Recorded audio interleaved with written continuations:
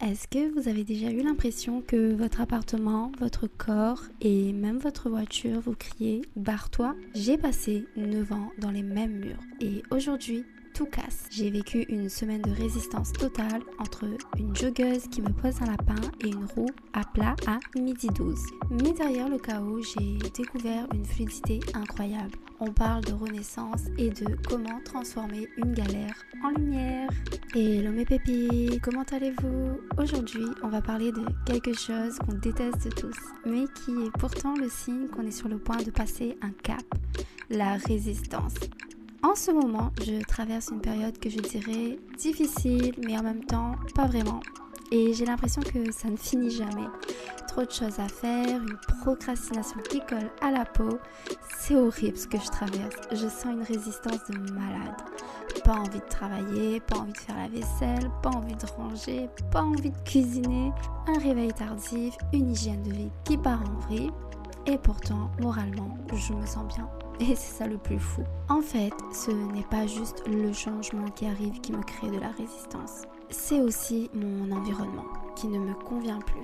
Le matin, j'ai l'impression que mon esprit refuse de se réveiller dans cet environnement, alors il préfère se rendormir. Surtout qu'en ce moment, je suis en plein tri, comme je vous l'avais dit, dans mon appartement. Donc c'est le gros foutoir. Et ça met du temps à finir.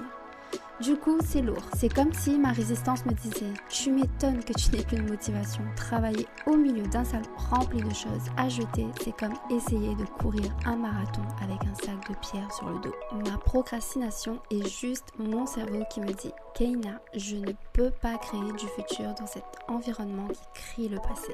J'ai conscience depuis un moment que je dois déménager. » J'ai vécu 9 ans dans cet appartement et tout mon cheminement, mon éveil spirituel, mes crises, mes douleurs, mes blessures qui se sont réveillées, j'ai tout vécu ici. Et qu'il est bientôt temps pour moi de partir de cet appartement. J'ai changé 3 fois mon pommeau de douche et à chaque fois ça casse. Même pas au bout de 2 mois. C'est comme si que l'univers me criait « Si tu ne peux plus vivre ici, ça ne sert à rien de rénover et de racheter. » Les vibrations sont devenues trop basses et tout se casse la gueule. C'est pour cela que j'ai pris la décision de tout débarrasser et de ne garder que l'essentiel. De créer le vide pour me sentir plus légère et accueillir le renouveau qui m'attend. Tout ça demande beaucoup d'énergie et de charge mentale. Donc pour rester à l'écoute de mon corps, je le fais petit à petit. Ça prend du temps, mais je préfère prendre mon temps pour respecter mon énergie. Tout ça pour vous dire que mon corps fait grève parce que mon esprit sait qu'on est au bord d'un grand changement. Et en même temps, il n'en peut plus d'être dans un environnement qui ne lui convient plus. Et pour couronner le tout, l'univers m'envoie encore une épreuve de plus que je pense avoir cette fois-ci manifestée. Ou soit c'est mon instinct qui l'a senti plusieurs jours avant que ça n'arrive. Parce que je ne vois pas comment j'aurais pu manifester un pneu crevé. Je vous raconte. Hier, j'ai une copine qui me texte pour me dire qu'elle vient passer prendre des vêtements. Mais comme j'avais prévu de bosser, je lui ai dit de passer plutôt l'après-midi. Mais elle insiste. Non, mais t'inquiète, je passe juste prendre et puis je repars directement. Donc, elle arrive et je sais pas pourquoi j'ai été poussée à me préparer. Donc, ma pote arrive, elle regarde des vêtements, elle essaye pendant que je me prépare. Ensuite, je lui dis, allons faire un tour avec moi, je bosserai cet après-midi finalement. J'avais prévu de faire les courses de toute façon. Donc, on prend la voiture, on roule, on papote. Durant le trajet, il y a de la musique, ça fait 5 minutes qu'on roule. Et là, je dis, attends, mais il y a un bruit bizarre là, non ? Elle regarde par la fenêtre. Oui, on dirait que c'est ta roue arrière. Et directement, je me suis stationnée. Heureusement, on était sur une route tranquille et où il n'y a pas beaucoup de circulation. Donc, je sors de la voiture et là, catastrophe. Je vois ma roue complètement à plat. Et là, je me souviens qu'il y a quelques jours, j'avais tapé dans un trottoir et je suppose que c'est ça qui a causé une crevaison là. Et il faut savoir que genre 2 semaines plus tôt, j'ai eu cette intuition que j'allais avoir ma roue qui allait crever. C'est pour ça que je me suis dit, ce n'est pas possible. Je l'ai manifesté en croyant que ça allait arriver. Mais j'ai envie de me dire que non, c'est juste mon instinct qui m'a informée parce que cette pensée-là, elle peut pas tout d'un coup m'arriver comme ça. Et là, je me dis, comment je vais faire ? Ça ne m'était jamais arrivé. J'appelle le père de mes enfants. Il me dit qu'il viendra changer la roue en sortant du boulot et après avoir récupéré les enfants vers 17h.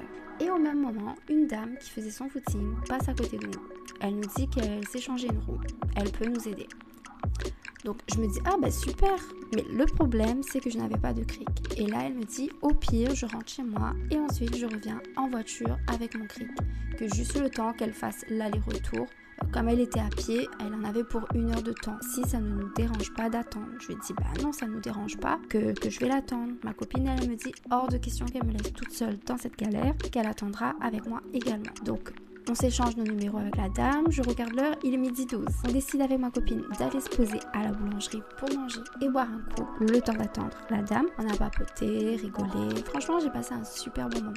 Heureusement qu'elle était là. Et c'est là que j'ai compris pourquoi l'univers m'a poussée à sortir après m'avoir envoyé ma copine qui elle insistait aussi pour venir inconsciemment afin d'être à mes côtés pour surmonter cette galère. 1 heure plus tard, on retourne vers la voiture, comme convenu, j'appelle la dame confiante pour l'informer qu'on est bien de retour vers la voiture et que on l'attend. Elle me dit ok, elle arrive, à tout à l'heure. Donc on attend, mais je ne sais pas pourquoi, après avoir raccroché, j'ai eu un pressentiment qu'elle n'allait pas venir. Du coup avec ma copine on a commencé à affirmer, mais si elle va venir, elle a dit qu'elle vient, c'est une certitude, elle va venir. Sauf que mon intuition ne m'a pas trompée, car 20 minutes après, elle m'appelle pour me dire que finalement, elle ne viendra pas car elle a un coup de fatigue. Je lui dis ok, je comprends, mais nous on a attendu tout ce temps-là, pour rien quand même. Et là, elle me dit à nouveau, désolée, mais là, je me sens vraiment pas bien. J'ai dit d'accord, ok, je comprends, merci quand même. J'ai raccroché et là, mes pépites, je vous avoue, je me suis sentie contrariée. Vous savez, blessure d'abandon et de trahison qui se réveille. Et je m'en suis pas cachée. J'ai dit avec ma copine que je me sentais contrariée. Sur l'instant, j'avais switché de vibe. Mais bon, que voulez-vous faire? J'ai accueilli. C'est nul de nous faire attendre comme ça dans le vide, surtout que c'est elle qui s'est proposée. Mais bon, après, si elle se sentait pas bien, voilà quoi. En fait, ce qui m'a le plus agacée, c'est qu'elle ait attendu qu'on l'appelle une première fois alors qu'elle avait mon numéro. Et qu'en plus, durant l'appel, elle me dit oui, elle arrive, nous faire attendre 20 minutes de plus pour finalement me rappeler pour me dire qu'elle ne vient pas. Je me dis qu'elle aurait dû être honnête dès le début, le plus tôt possible quoi.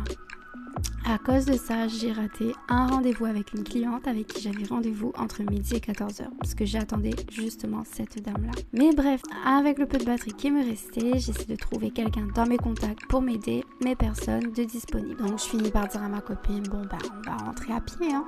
On va pas attendre là jusqu'à 17h. Et il n'était que 14h et on n'était pas trop loin de chez nous. Et là, elle me dit, tu veux pas qu'on tente de demander à quelqu'un? Je lui dis, allons essayer alors. Une première voiture passe, mais on n'ose pas. Puis une deuxième voiture passe et là je décide de lever le bras. Le monsieur s'arrête, je lui explique la situation et là sauvé. Il s'est garé, il a sorti son cric pour changer ma roue en 2-2. J'ai bien regardé toutes les manipulations pour changer la roue, comme ça la prochaine fois je saurai changer ma roue moi-même. Le monsieur me dit mais faut de la force quand même hein. Et en rigolant, on lui a répondu « Inquiète pas, nous va faire renforcement musculaire. » Pour lui remercier, je lui ai donné de l'argent. Et comme j'avais expliqué à ma cliente ma situation, elle m'a dit qu'elle comprend et donc qu'elle va se débrouiller pour passer en sortant de son boulot.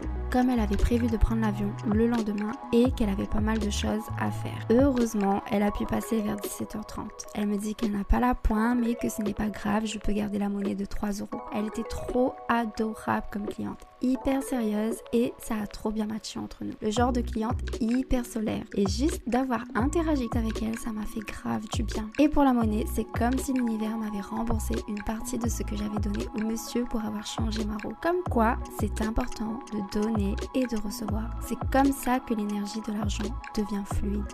L'univers nous teste, nous envoie des galères, nous montre parfois la trahison des uns pour mieux nous envoyer la lumière des autres. Gardez toujours le positif mes pépites. La source est toujours là, même sur le bord de la route avec un pneu crevé, pour nous envoyer les bonnes personnes. C'était Kaina, juste pour vous raconter ma petite anecdote.